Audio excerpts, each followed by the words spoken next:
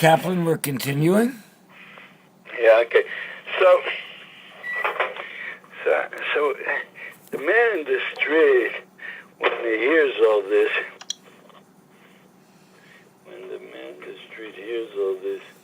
he asks, why is all this happening? And why are they so powerful? And what can be done to stop their power? Nobody knows.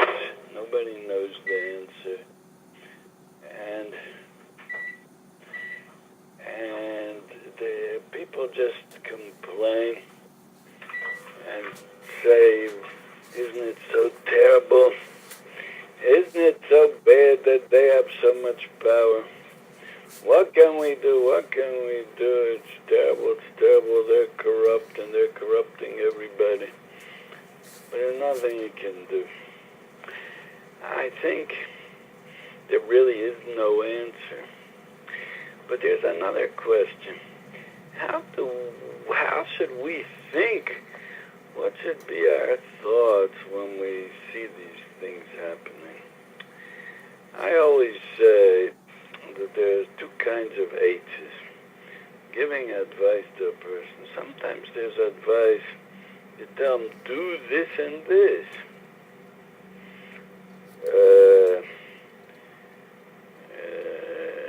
Do this shidduch, don't do this shidduch. Or before you approach this shidduch, ask these and these questions. Or should you invest in that place or not? So sometimes the answer will be you should, sometimes the answer will be you shouldn't. That's H's in practical things. But there's also H's, and I think mainly there's H's in how to think. What should you think? What should your approach be to this thing? Now, I'm talking in these talks to highly intelligent people, and people who understand, and people who are able to listen. Because I've seen in my life that there are people that you start saying these things. Well, how should we think when this thing happens? What should our approach be to hearing this kind of news? And they just keep saying, yeah, but it's so terrible, but it's so terrible. Is there anything we can do when it's so terrible? And we know there's nothing we can do. But is there anything we can at least think about when we see these things? And there are many, many people I've seen that you can't even begin to talk this kind of talk to them. So they'll just say, they'll just keep on complaining. I think the Pasuk in Yov Eretz Nitno B'Yad Rosha and the Maimer and Rabbi Yerechum in the second volume, I don't have it in front of me now to tell you exactly what page, but these things are the answer to this question. We have to know that we're living in a world that's full of evil. There's evil on every step of the way. There's evil in the air. There's evil in the street. There's evil that creeps into our houses. Our job is to look with a ruchnistic look. The air is full of tumen. They said that the Gra, I saw the Gra, he didn't want to accept Magidim. Angels that come down from heaven, and they were tzaddikim like the Beis Yosef, that he had a Magid, a Malach that came to him and revealed things to him, revealed to him Torah. But the Gra didn't accept Magidim when they came. And the Gra said one of the reasons was because the Gra said there's a difference between Eretz Yisrael and Chutz La'aretz. In Eretz Yisrael, they come down, it's more, the air is pure and holy, so they come from a holy place. But in Chutz La'aretz, from where they come till down here, there's so much tumah in the air that it sticks to them. And you can't know how much of what they say is true and how much is false, what to accept and what not to accept. So you shouldn't accept them at all. course, the Gra said other things. Also, the Gra said he only wants to learn Torah straight from Hashem. He doesn't want to learn from a Malach. So that's so then you have to understand. So why the Beis Yosef did accept Magid? What was he different? So you have to know. You have to think about it. But at least the Gra did say this, that the air is full of tumah. And nowadays we have to know that this is part of that idea that the air is full of tumah. These people, they're not operating on their own. These people, they have hundreds of thousands of malachei Kabbalah, shadim and ruchas and tumah that are supporting them, that are helping them, that are giving them the kochas to do what they do. That are putting these shadim and kochas tumah have the ability to put ideas in people's heads. You think that all they can do is to be mazik, to break windows, to steal things, like it says in the Gemara.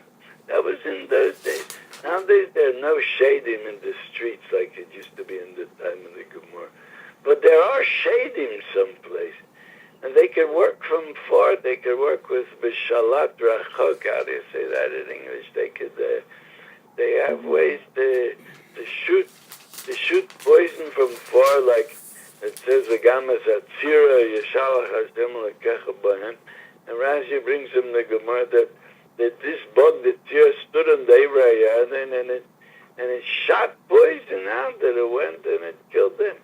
They have poison that they could send in there. I mean, you see that nowadays there's such a thing as cell phones. You can talk from here till America. You can talk with a cell phone. And where does it go? Where does the voice travel? It travels through there. Could be it travels to a satellite, and from the satellite it comes. You see that things are happening in the air that we don't see. There's poison and tumor in there. And there's more and more. They have the ability to put ideas in these people's heads, and they go ahead and they do the shlichus of these kochas hatumah. So, can we do anything against them? Can we fight with shadim? The Gemara tells you that there are ways to fight with shadim. The Gemara says. But do we know these ways? Do we understand it? We know all that we have left is Zichru Torah Moshe Avdi, the last Navi Malachi. He was the last Navi, so he said, remember the Torah of Moshe Rabbeinu, Asher Tzivisi Yosu B'charev Al Yisrael Chukim u'Mishpat. And the brisker said, the Navi Malachi was the last Navi. And the last pasuk in this Navu is Zichru Torah Moshe. What the Navi is saying to us is, Navu has come to an end. I'm the last Navi.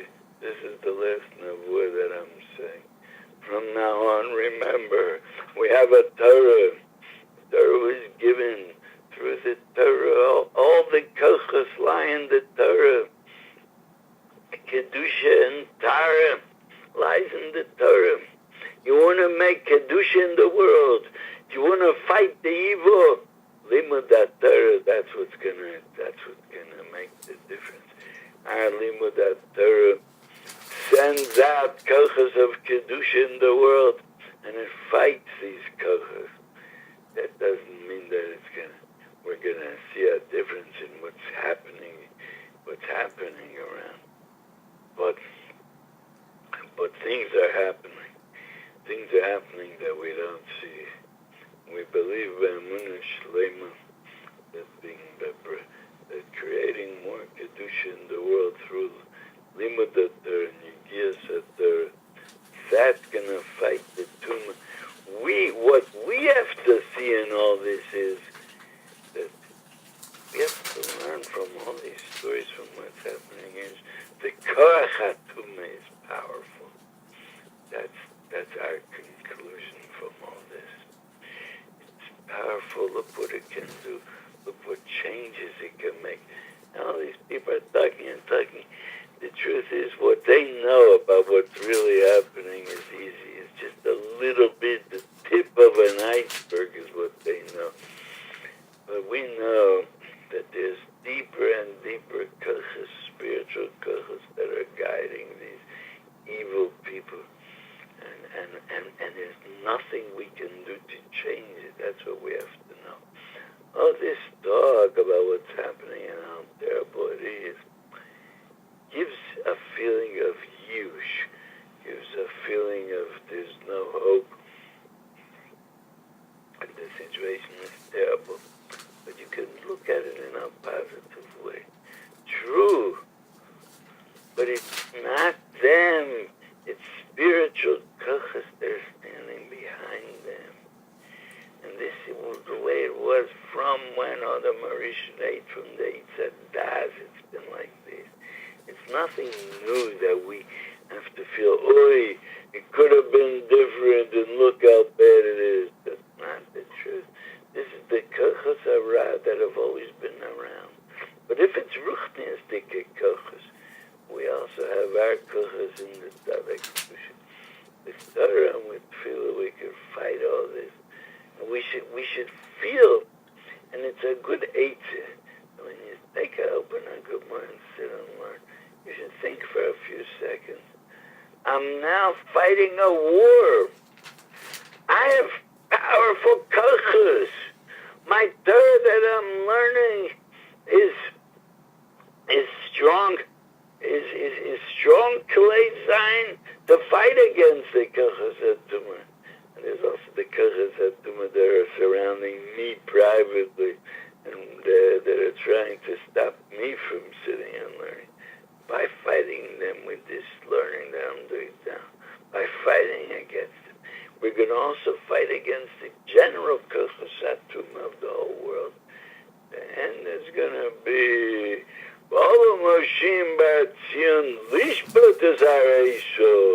they're going to make a mishpat against the shorish of the Ra, which is the Har Esav, and the end will be V'hoisal Hashem HaMelucha. The Melucha will be, everybody will see that the Melucha is to Hashem, and all this will just fade away. Chalarisha kula koshin tichla kisaver memshelas odin min haaretz. But the Chazal say, B'nisan nigalu, B'nisan hasidim ligoel. And there's another Gemara that says, Mishenichnas Oder, which is tonight, the Oder was Nichnas Mabim B'simcha. Rashi says, Purim and Pesach. The Mabim B'simcha of now, of tonight, should be a beginning of the Hisgalus of the V'hoisal Hashem HaMelucha, and the Chodesh Adar, which is Simcha, which is Oz V'chedva B'mkomo, should be stronger and stronger, and it'll soon come Nisan. B'Nisan Hasidim Ligoel, and B'Karov we're going to see V'hoisal Hashem HaMelucha. Amen, amen. Thank you, Rabbi Kaplan.